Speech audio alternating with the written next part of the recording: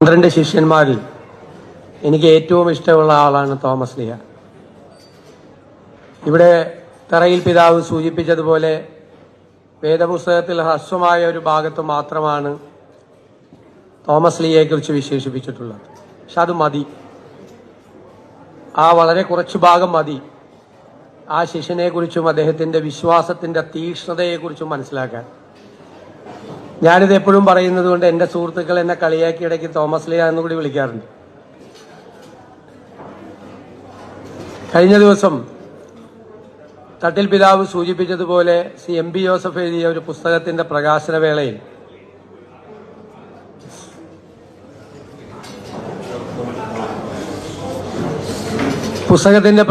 വേളയിൽ സ്വാഗതം പറഞ്ഞ ഒരാൾ തോമസ് ലീഹയെ ഡൗട്ടിംഗ് തോമസ് എന്ന് പറഞ്ഞു. എനിക്കത് ഉൾക്കൊള്ളാൻ പറ്റില്ല. ഞാനതിന് അങ്ങനെ ആ പേര് ഇട്ടത് എവിടെ നിന്നാന്ന് എനിക്കറിയില്ല, പുറത്തു നിന്ന് എവിടെ വന്ന പേരാണ്. സംശയാലുവായ തോമസ് എന്ന് തോമസ് ലീഹയെ വിളിക്കാൻ പാടില്ല എന്ന് ഞാൻ വളരെ ശക്തമായി അതിനോടൊന്ന് പ്രതികരിച്ചു. കാരണം ക്രിസ്തു പ്രത്യക്ഷപ്പെട്ടപ്പോൾ തട്ടിൽ പിതാവ് പറഞ്ഞതുപോലെ തോമസ് ലീഹയുടെ സാന്നിധ്യം അവിടെ ഉണ്ടായിരുന്നില്ലേ, ശിഷ്യന്റെ സാന്നിധ്യം. മറ്റ് ശിഷ്യന്മാർ പറഞ്ഞപ്പോഴാണ് അറിയുന്നത് ചെയ്തു വന്ന്. പക്ഷേ ഞാൻ വിശ്വസിക്കില്ല. ഞാൻ ആ മുറിപ്പാട് കാണാതെ, അതിൽ വിരലിട്ട് നോക്കാതെ, ആ വിലാപ്പുറത്ത് കൈവയ്ക്കാതെ ഞാനത് വിശ്വസിക്കില്ല എന്നാണ് പറഞ്ഞത്. പിന്നീട് ക്രിസ്തുവിനെ നേരിട്ട് കണ്ടപ്പോൾ ക്രിസ്തു പറഞ്ഞത് എന്താ?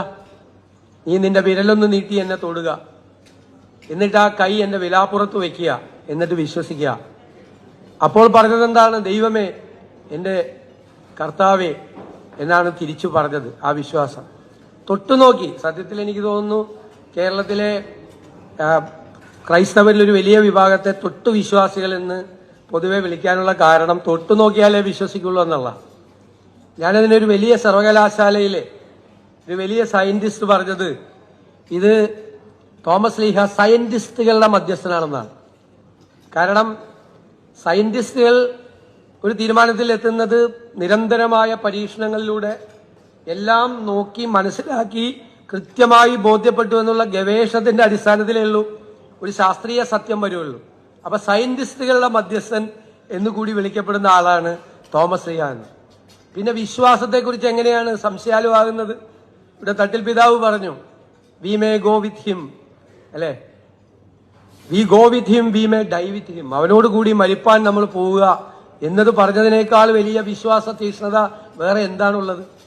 അപ്പൊ വളരെ വളരെ വ്യത്യസ്തനായി നിൽക്കുന്ന വിശ്വാസികളെ സംബന്ധിച്ചിടത്തോളം, അല്ലെ, നമ്മൾ വിശ്വസിക്കുന്ന ഒരു കാര്യത്തിന് വേണ്ടി മരിക്കാൻ വരെ തയ്യാറാകുക എന്നതിനേക്കാൾ വലിയ വിശ്വാസം വേറെ ഏതാ? നമ്മളൊരു കാര്യം ചെയ്യുമ്പോൾ, നമ്മളൊരു കാര്യവുമായി മുന്നോട്ട് പോകുമ്പോൾ, ഒരു ചുമതല നമ്മൾ നിർവഹിക്കുമ്പോൾ അതിനുവേണ്ടി അർപ്പണബോധത്തോടു കൂടി നിൽക്കുക എന്നുള്ളതാണ്. ആ സന്ദേശം പ്രചരിപ്പിക്കാൻ വേണ്ടിയിട്ടാണ് ഇത്രമാത്രം യാത്ര ചെയ്ത് ഭാരതത്തിൽ എത്തിയത്. AD 52 ഭാരതത്തിൽ എത്തുമ്പോൾ എത്രയോ ദുർഘടം നിറഞ്ഞ കടലിലൂടെ ആയിരിക്കും, അല്ലെ, സഞ്ചരിച്ച് ഇവിടെ എത്തിയത്. മരണത്തെ ഭയന്നല്ല പോയത്. ഈ സന്ദേശം എത്തിക്കുക എന്നുള്ള മിഷനായിരുന്നു. ആ ദൗത്യമാണ് തോമസ് ലീഹ നിറവേറ്റിയത്. എന്നോട് കഴിഞ്ഞ മുഖ്യമന്ത്രിയായി സത്യപ്രതിജ്ഞ ചെയ്തതിനു ശേഷം ആദ്യമായി മാധ്യമപ്രവർത്തകരെ കണ്ടപ്പോൾ ഞാൻ പറഞ്ഞത് ഇതൊരു ദൈവ നിയോഗമായി കാണുമെന്നാണ്. ഇതൊരു ഡിവൈൻ അസൈൻമെന്റാണ്, അല്ലാതെ വേറൊന്നും ആണെന്ന് കരുതുന്നില്ല. ദൈവത്തിന്റെ ഒരു നിയോഗമാണ് കുറെ നല്ല കാര്യങ്ങൾ ചെയ്യാൻ.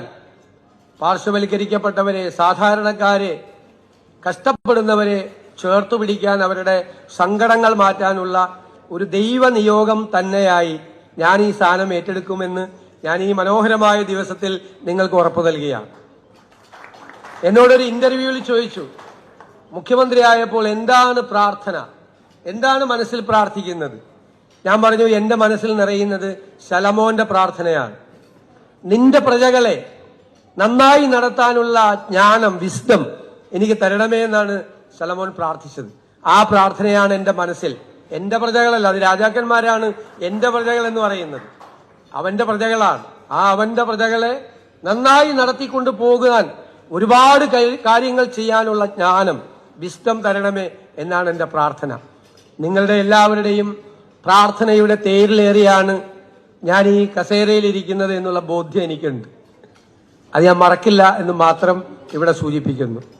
ഇവിടെ തറയിൽ പിതാവ് സൂചിപ്പിച്ച കുറെ കാര്യങ്ങൾ, ആ കാര്യത്തിലെല്ലാം കൃത്യമായ നിലപാടുകൾ ഇതിനു മുൻപ് പറഞ്ഞിട്ടുണ്ട്. അതിൽ മാറ്റം ഉണ്ടാവില്ല. ആ നിലപാടുകളിൽ ഉറച്ചു നിന്നുകൊണ്ട് ആ പ്രശ്നങ്ങൾക്ക് പരിഹാരം കാണാൻ വേണ്ടിയിട്ടുള്ള ശ്രമം കൂടി ഉണ്ടാകും എന്ന് മാത്രം വിനയപുരസരം സൂചിപ്പിച്ചുകൊണ്ട് ദുഃഖാന തിരുനാളിന്റെ ആശംസകൾ നിങ്ങൾക്ക് എല്ലാവർക്കും നേർന്നുകൊണ്ട് ഞാൻ എന്റെ വാക്കുകൾ ചുരുക്കും.